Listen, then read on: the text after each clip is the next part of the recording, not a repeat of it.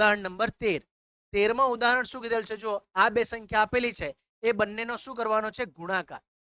Same દાખલો, same method જે આપણે સંખ્યાઓનો ગુણાકાર કરીએ છીએ ને, એવી જ રીતે આપણે અહીંયા પણ આ જ પ્રક્રિયા આપણે કરવાની છે. એકદમ ઇઝીલી થઈ જશે.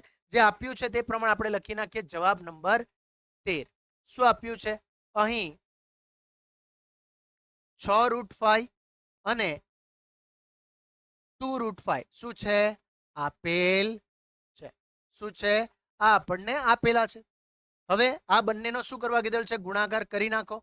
6√5 ગુણ્યા 2√5. ચાલો, આનો ગુણાકાર શું થશે?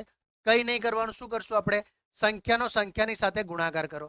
6 દુ 12 થશે, બરાબર. અને વર્ગમૂળ 2 ગુણ્યા વર્ગમૂળ 2 એટલે શું થશે? વર્ગમૂળ 5 ગુણ્યા વર્ગમૂળ 5 એટલે શું થશે? વર્ગમૂળ 5 નો વર્ગ થશે.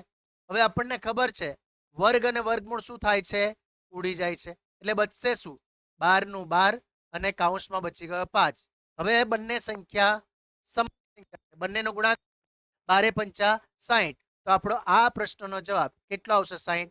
તો અહીંયા ઉદાહરણ નંબર 13 નો જવાબ આવી ગયો. કેટલો આવ્યો? 60.